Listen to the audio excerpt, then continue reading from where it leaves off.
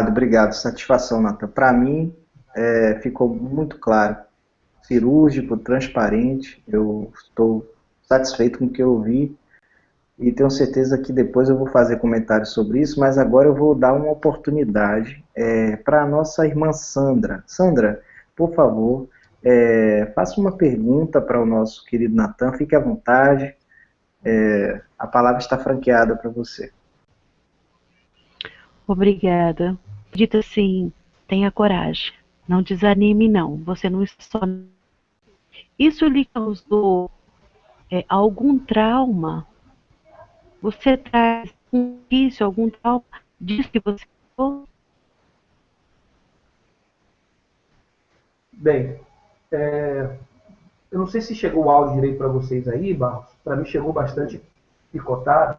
Chegou bem, se você puder reproduzir. Ela perguntou se, porventura, todo esse acontecimento e essa ruptura, esse divórcio de tantos anos, deixou alguma sequela traumática, algum problema do ponto de vista emocional ou psíquico. Você tem algum problema, você leva sobre si marcas no corpo ou na sua psique, alguma coisa nesse sentido?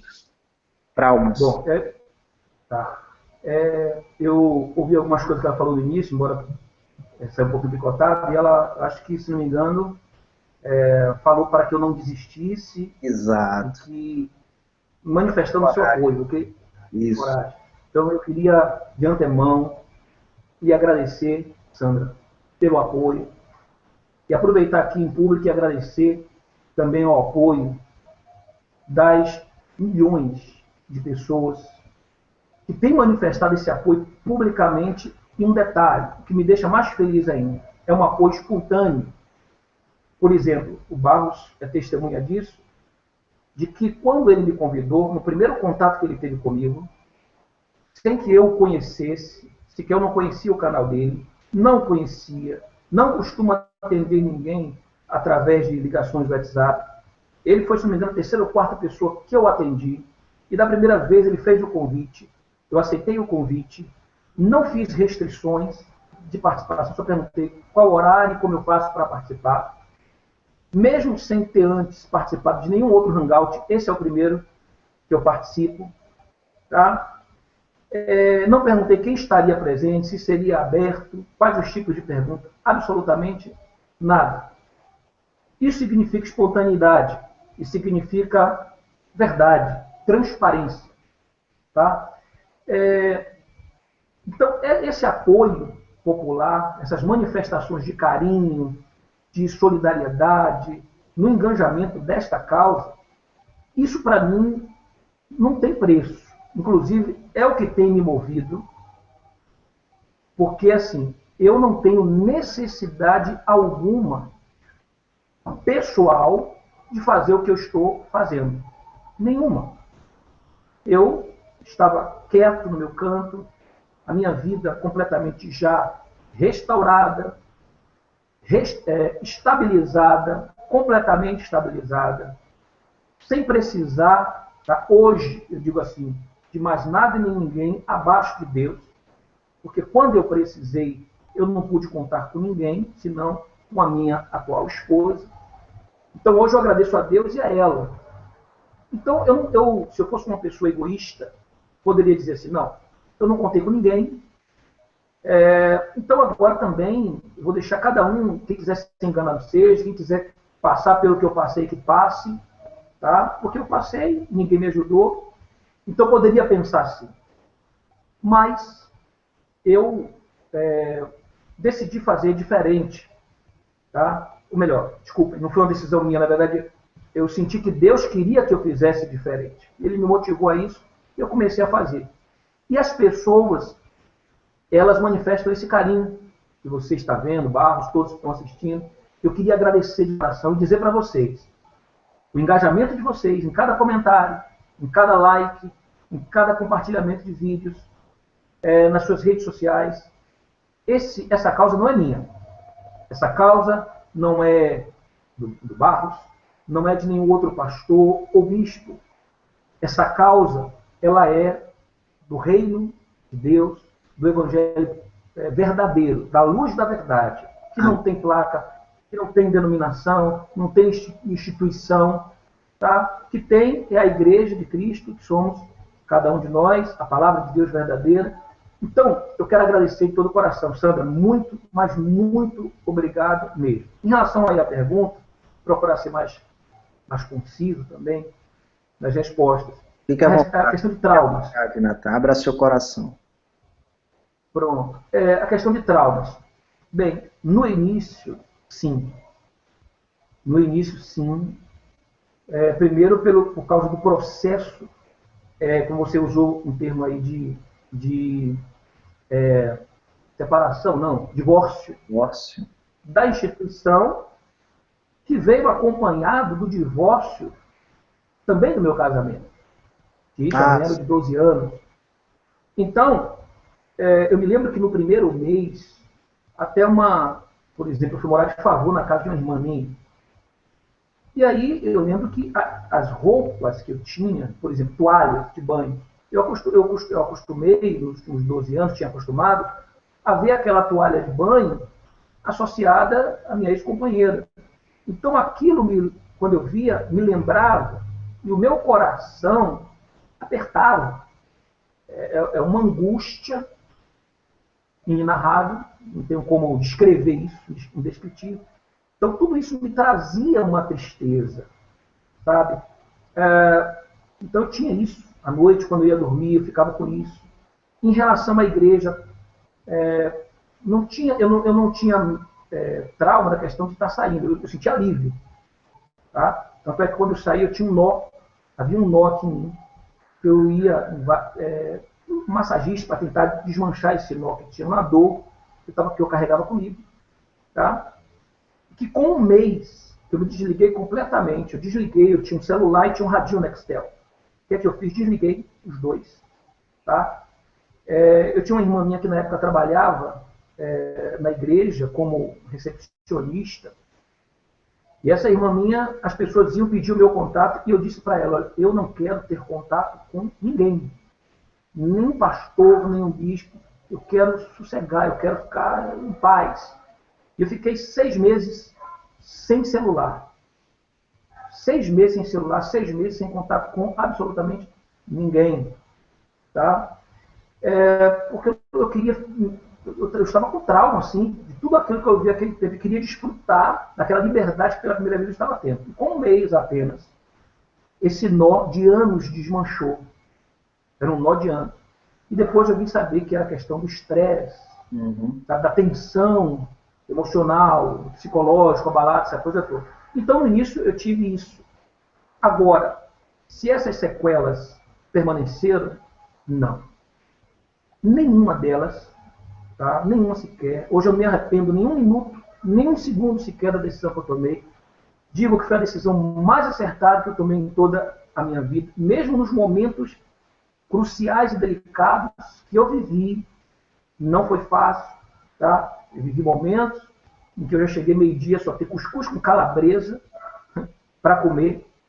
E alguns, inclusive, nos meus vídeos, alguns dos meus vídeos, chegam a comentar: por que o senhor não devolve tudo que o senhor tem hoje, que foi as custas da oferta, dos dízimos do povo? Por que o senhor não devolve para essas pessoas, como Zaqueu restituiu 5 vezes mais? Aí as pessoas falam, essa casa bonita que o senhor tem e tal, algumas pessoas falam assim. Bom, essas pessoas, primeiro, precisam, tá, assistir os meus vídeos. Elas precisam assistir os meus vídeos para saber como eu saí. Tá? Ou adquirir, desculpa aí uma propaganda, não, mas preciso falar, a minha autobiografia. Porque nela eu falo como eu vivi aqui fora. Nos vídeos, por incrível que pareça, eu nunca falei. E não foi proposital, acreditem as pessoas ou não. Toda vez que eu ensaiava de falar, eu entrava em outro assunto, não sei se vocês percebem, às vezes eu começo falando um assunto, vou entrando por outro, e terminava que eu não falava. Terminava que eu não falava. E nunca falei, assuntos que eu nunca falei. De como eu vivia aqui fora, nos vídeos. Tá? Nunca falei também da minha passagem pela Igreja Mundial, que eu vivi da minha saída. Nunca falei também da igreja que eu tive aberta por 2 anos. Então foram assuntos que eu nunca falei, depois de mais de 30 vídeos. E quando eu vi que eles estavam tirando meu canal do ar, tentando tirar, foi que eu decidi fazer a biografia, e lá eu conto tudo, detalhadamente. E eu até gostei, sabe por quê? Barro, Sandra e todos que estão na sala. Gostei pelo seguinte: primeiro, porque eu hoje estou livre da manipulação. Amém. Então hoje, se alguém quer que eu não responda nenhuma pergunta, me obrigue. Essa é a razão, inclusive, pela qual estou aqui no canal, espontaneamente, porque eu quero estar, porque não fui forçado a estar, porque me foi feito um convite, eu aceitei livremente. Mas assim, as pessoas dizem: por que você não fala sobre isso? Por que você não fala sobre aquilo? Por que você não faz isso? Porque hoje eu não sou manipulado mais por ninguém. Eu faço aquilo que Deus, Ele me dirige a fazer, e ponto. O que Ele quer que eu faça, eu faço. O que Ele não quer que eu não faça, eu não faço, e ponto. Eu gostei porque essas pessoas quiserem saber desses assuntos que elas cobram tanto, comprem, adquiram a minha autobiografia, porque lá eu relato tudo. Pronto. Eu sou o primeiro a... Então, bom, então eu espero que eu tenha esclarecido. Não tem nenhuma sequela. Tá? Hoje eu vivo, durmo tranquilamente. Puxa vida, paz, doença nenhuma, não tenho nenhum tipo de doença. Tá? Nenhuma dor eu sinto de cabeça, dor de nada. Eu sou uma pessoa 100% saudável. Para aqueles que torcem para a gente ter o câncer, porque está falando mal, não são de pessoas, não é da palavra, não é de Deus, longe de mim. Do formato do trabalho, da instituição, a forma como a instituição trabalha. Então fique bem claro isso, não são de pessoas, não são de obreiros, pastores, membros, muito pelo contrário, tenho amigos lá. Não tenho contato com eles, mas tenho um carinho muito grande por eles, sei que também tem esse carinho por mim. Não podem manifestar diferentemente de mim, porque não tem essa liberdade, mas eu posso manifestar. Hoje 100% tranquilo, relax, sem nenhum problema. Beleza. Eu quero deixar muito claro para vocês que estão ouvindo o Natan, a gente que viveu uma trajetória parecida, né, salvo devidas proporções, eu entendo exatamente o que vocês aí que estão agora assistindo, obreiros que vão assistir, pastores, o grande dilema, tanto o que eu tive, quanto o que Natan teve, era o seguinte: nós nos doamos tanto para o reino, acreditando ser certo, que nós esquecemos de nos precaver. E a coisa mais difícil para um pregador itinerante, para um pastor, seja ele de campo ou não, é que se ele abre mão daquela vida que ele tem, ele não sabe fazer outra coisa. E tem que refazer-se. E não tem oportunidade alguma. É por isso que a maioria desses pastores ainda estão lá. Porque acreditem, eu tenho certeza, o Natan vai confirmar isso. Quantas pessoas queriam sair, Natan, e não saem por causa disso? Responde aí para o público entender. Muitas. Eu recebo diariamente dezenas de e-mails de pastores e de esposos que estão lá dentro do sistema. E que eles apenas pedem: preserve a minha imagem, a minha identidade, mas eu estou aqui entrando em contato para parabenizar o senhor, tá? Pela sua coragem, e dizer que é tudo verdade o que o senhor está falando. Então são pessoas que estão lá dentro. E até me pedindo orientações de como eu fiz para sobreviver aqui fora. Inclusive, Barro, muito obrigado pela sua colocação e pela oportunidade que você está me dando, porque esse foi o start, tá, para eu escrever a autobiografia.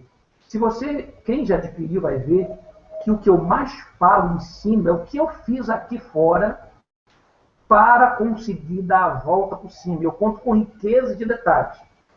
Como foi passo a passo que eu fiz para me desvencilhar de cada dificuldade aqui fora. Porque esse é o medo dos pastores que estão lá dentro. Eu vou sair, como é que eu vou fazer? Como é que eu vou lidar com essa situação? Quando me veem hoje como eu estou, tá, totalmente estabilizado, muitas pessoas não acreditam. Como foi possível, aos 35 anos, hoje eu tenho 44, recomeçar do zero, mas do zero, zero mesmo. E hoje consegui estar como eu estou, tão bem quanto eu estou, graças a Deus. Bom, então chegam a não acreditar. Então eles perguntam: qual dica que o senhor me dá? Eu recebo diariamente dezenas de e-mails, pastores estão lá dentro, querem sair, mas não tem forças para isso. Não tem forças para isso. Obrigado, Natan. E tem medo, por causa do medo, né, Marco? O medo que eles têm de enfrentar a vida aqui fora. E eu não... Aí alguém fala, mas tem medo de vir trabalhar aqui fora. Talvez não é questão do medo de vir trabalhar aqui fora. Se de repente ele tivesse uma profissão, uma formação, sabe? Ele viria enfrentar a vida aqui fora com mais facilidade. Seria mais fácil tomar essa atitude, essa decisão. O problema é que ele não sabe fazer nada. Mas nada é nada mesmo. Aí fica mais difícil. Muito mais complicado. Natan, essa explicação que você está dando vai encorajar tantas pessoas a tomar a mesma atitude que você, porque da mesma maneira que você saiu, eu também saí. E eu paguei um preço muito alto. Apesar de ter ajuda da minha família, eu paguei um preço parecidíssimo com o seu. Um dia eu ainda vou contar esse testemunho. Mas eu sei exatamente, com riquezas de detalhe, o que você passou e o que você sentiu.